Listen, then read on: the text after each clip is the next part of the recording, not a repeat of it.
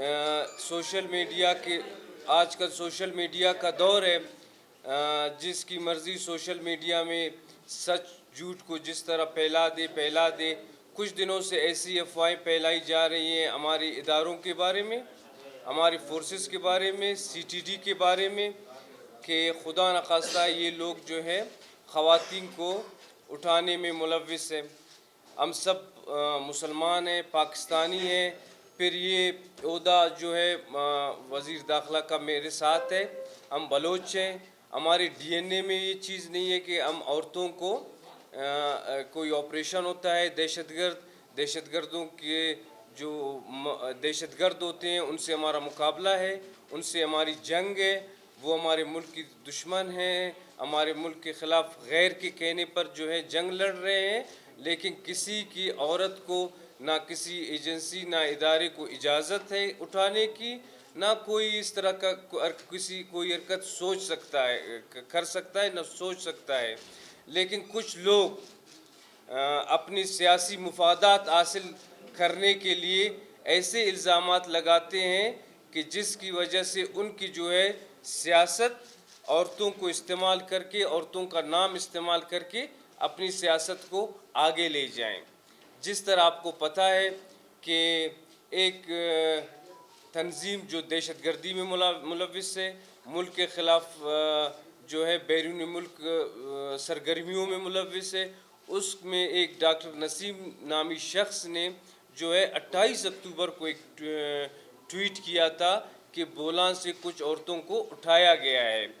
उसकी हकीकत इस तरह है कि 15 अक्टूबर को एक वदूद सातकज़ई नामी शख्स ने अपनी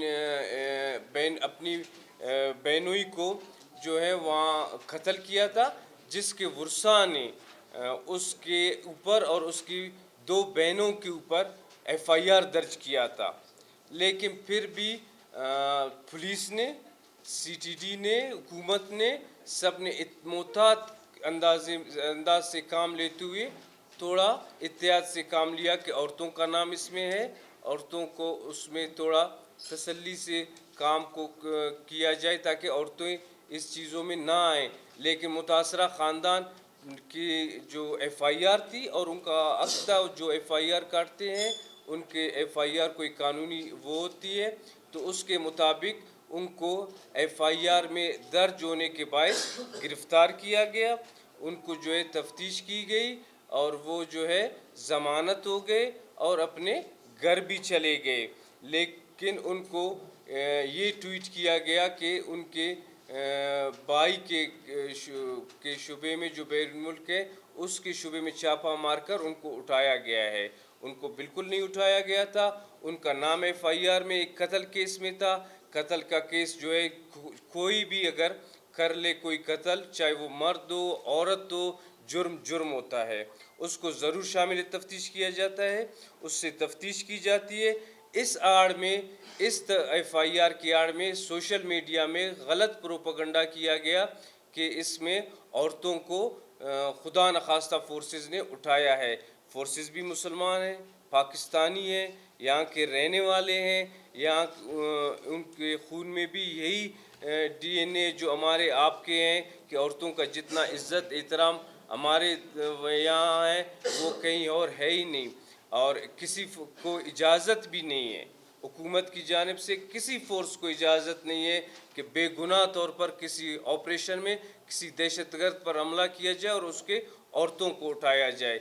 ये सिर्फ़ और सिर्फ दुनिया में हमारे फोर्सेस को बदनाम करने के लिए और हमारी फोर्सेस के ऊपर गलत एक इम्प्रेशन डालने के लिए कि खुदा न खास्ता हम औरतों का भी ख्याल नहीं रखते और उनको उठाया जाता है। तो मुतासरा ख़ानदान के एफआईआर के तहत ही उनको गिरफ़्तार किया गया था, तफ्तीश की गई, अदालत से उनकी ज़मानतें हो गई। वो ख़वातीन जो हैं अपने घरों में मौजूद हैं। दूसरा जो हुआ बोलान वाला वाक़या, बोलान वाक़े में आप लोग देख रहे हैं कि कल से सोशल मीडिया में बलूचिस्तान नेशनल पार्टी सरदार अख्तर मेंगल साहब काबिल एहतराम है, एक सियासी लीडर है, लेकिन सियासत अपनी जगह पर है और अकाइक अपनी जगह पर है। ان کے ایم این اے کی طرف سے، آغا حسن کی طرف سے، ان کی پارٹی کی طرف سے یہ کہا گیا ہے کہ آئی جی صاحب سے ملاقات کی گئی ہے، پھر جو ہے ڈی آئی جی صاحب سے ملاقات کی گئی ہے، اس کے بعد جو ہے یہ عورتیں جو ہے رہا ہوئی ہیں۔ ایسی کوئی بات نہیں ہے۔ یہ جو ہے عورتیں نہ ہماری، میں نے باہر ملک میں ہوتے ہوئے اپنے پولیس سے، اپنے ڈسٹرکٹ ایڈمنسٹریشن سے، اپنے تمام خفیہ اداروں سے، سب سے معلومات حاصل کی ہیں کہ ایسی عورتیں آپ لوگ کے اس میں ہیں۔ کسی نے بھی یہ عورتیں نہ کسی کے حوالے کیے ہیں، نہ کسی نے یہ کسی کے کہنے پر چھوڑے ہیں، نہ کسی ادارے نے کسی سے مل کر ان کو چھوڑا ہے۔ یہ عورتیں جو ہے آغا حسن صاحب جو ہیں خود انہوں نے اٹھا کر آئی جی آفس لے گئے ہیں کہ عورتیں برآمد ہوئی ہیں۔ وہ ان کو پتہ ہوگا کہ یہ کہاں سے انہوں نے برآمد کیے ہیں، یہ اٹھائی کس نے ہے، کس نے نہیں اٹھائی ہیں۔ وہ عورتیں ابھی بھی اپنے گھر میں موجود ہیں۔ ان کو نہ رہا کرنے میں کسی پولیس کا کام ہے، نہ ڈی آئی جی کا کام ہے، نہ آئی جی کا کام ہے۔ وہ انہی کو پتہ ہے کہ انہوں نے وہ کہاں سے لائے ہیں اور کہاں سے عین اسی وقت جو ہے عورتیں وہ برآمد ہوتی ہیں، اسی وقت اسی ٹائم۔ نہ کسی اخبار والے صحافی کو معلوم ہے کہ یہ کہاں سے برآمد ہوئی ہے، نہ حکومت کو پتہ ہے۔ اسی ٹائم جو ہے وہی بیرون ملک سے ٹویٹ آ جاتی ہے کہ یہ عورتیں جو ہے چھوڑی گئی ہیں سرکار کی طرف سے۔